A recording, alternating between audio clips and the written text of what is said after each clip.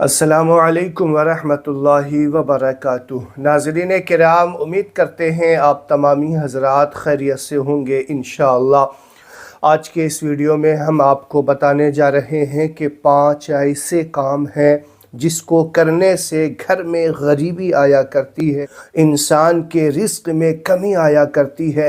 वो 5 काम कौन कौन से हैं, एक एक करके आपके सामने हम रखने जा रहे हैं। आपसे उम्मीद करेंगे कि आप वीडियो एंड तक देखिएगा।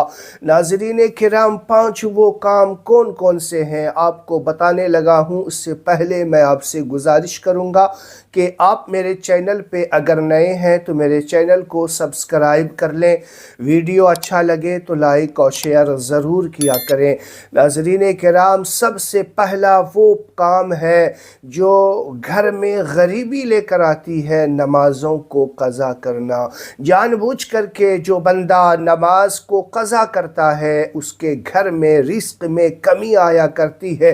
नाज़रीन किराम, नमाज जानबूझ करके छोड़ देना, क़ज़ा करना, ये भी एक गुनाह है। और जानबूझ करके सिरे से ही छोड़ देना, ये बहुत बड़ा गुनाह है, बहुत बड़ा गुनाह है इसके ऊपर कि जो लोग जानबूझ करके नमाज़ें छोड़ दिया करते हैं। तो नमाज क़ज़ा करने वाले, देखो, एक तो होते हैं नमाज सिरे से ही ना पढ़ने वाले, तो जानिए उसके ऊपर अल्लाह ताला का क्या अज़ाब होगा वो अलग है। लेकिन जो नमाज़ें क़ज़ा करते हैं, टाइम निकाल करके पढ़ा करते हैं, ऐसे लोगों के लिए भी बहुत सारी वईदें आए हैं। तो जानबूझ करके सुस्ती की बुनियाद पे नमाज क़ज़ा ना किया करें। दूसरा वो गुनाह जो घर में गरीबी लेकर आती है, रिस्क में बेबरकती लेकर आती है, कब्रिस्तान में हंसना।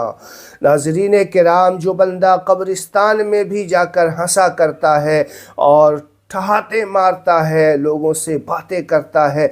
आजकल ये हाल हो गया है, कब्रिस्तान में अगर किसी मुर्दे को दफनाने के लिए जाते हैं तो सिवाय इबरत हासिल करने के वो दुनियावी काम में, दुनियावी मशगूलियात में लगा रहता है। फ़ोन पे बातें हो रही है, सिगरेट के धुएँ निकाल रहे हैं, हंसी मजाक चल रहा है।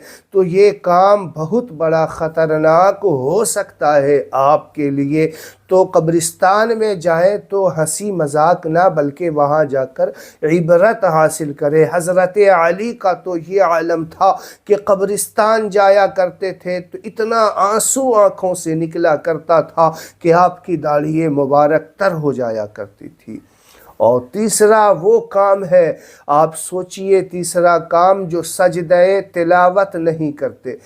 कुरान पाक की तिलावत करते हैं, लोग समझते हैं हम कुरान पाक की तिलावत कर रहे हैं, बहुत सारा सवाब हमें मिलने वाला है। बेशक कुरान पढ़ने का बहुत सवाब है, लेकिन कुरान के अंदर जो 14 सजदे हैं, जो वाजिब है, उस सजदे को ना करने से इंसान वाजिब को तर्क कर देता है और इसका गुनाह उसके सर आता है। और गुनाहों की कसरत की बुनियाद पे इंसानों के रिस्क में कमियां आनी शुरू हो जाती है, बेबरकती आना शुरू हो जाती है। तो इन चीज़ों का ख़ास ध्यान रखना है। नंबर 4, अंधेरे में खाना खाना। देखिए, बहुत सारे लोग अंधेरे में खाना खाते हैं, हालांकि खाते तो रोशनी में ही है, लेकिन बहुत सारे ऐसे हैं जो किसी वजह से अंधेरे में भी, अगर खाते हुए लाइट चली जाए, हाथ रोक दीजिए आप।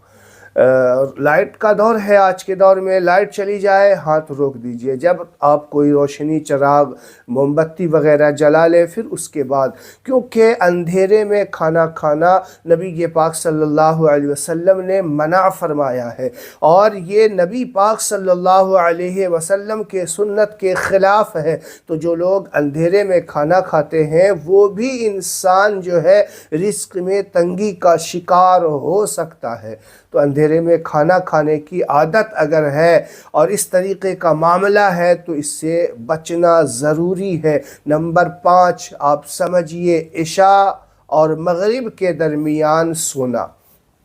बहुत सारे लोग इशा से पहले ही सो जाया करते हैं, तो इशा से और मग़रिब से बीच में जो सोते हैं تو یاد رکھیے گا کہ اس کو جسمانی بیماری بھی ہو سکتی ہے اور اس کے رزق میں کمیاں بھی آ سکتی ہے، بے برکتی اس کے گھر میں آ سکتی ہے۔ تو یہ 5 گناہ ایسے ہیں جو انسان کو بے برکتی میں ڈال سکتی ہے، انسان کو پریشانیوں میں مبتلا کر سکتی ہے۔ تو آپ سے یہی گزارش کروں گا کہ اگر ان عادات میں سے کوئی ایک عادت بھی آپ کے اندر ہے نا، قرآن پاک پڑھتے ہیں بہت ساری بہنیں ہماری، لیکن قرآن پاک میں جو سجدے ہیں اس کو ادا نہیں کرتے جو کہ واجب ہے، اور کئیوں کو تو پتہ بھی نہیں ہوتا ہے۔ تو اس چیز کا خاص دھیان رکھیے گا کہ جہاں پہ سجدے آتے ہیں تو آپ اس وقت سجدہ کر لیں تو بہتر ہے، نہیں تو تلاوت کے بعد سجدہ کر لیں، اور اگر نہیں تو کم سے کم قرآن مکمل کرنے کے بعد جو ہے آپ سجدہ تلاوت کر لیں۔ سجدہ تلاوت بالکل آسان ہے، جس طریقے سے سجدہ شکر کیا جاتا ہے، آپ بیٹھ کر کے بھی سجدے میں جا سکتے ہیں، کھڑے ہو کر کے بھی سیدھا ڈائریکٹ اللہ اکبر کہتے ہوئے سجدے میں چلے جائیں، 3 بار سبحان ربی الاعلی کہیں، یہی جو ہے سجدہ تلاوت ذہن میں ہو، نیت یہی ہو، یہ سجدہ تلاوت ہو جاتا ہے۔ اس ویڈیو کو زیادہ سے زیادہ شیئر کریں۔ السلام علیکم ورحمۃ اللہ وبرکاتہ۔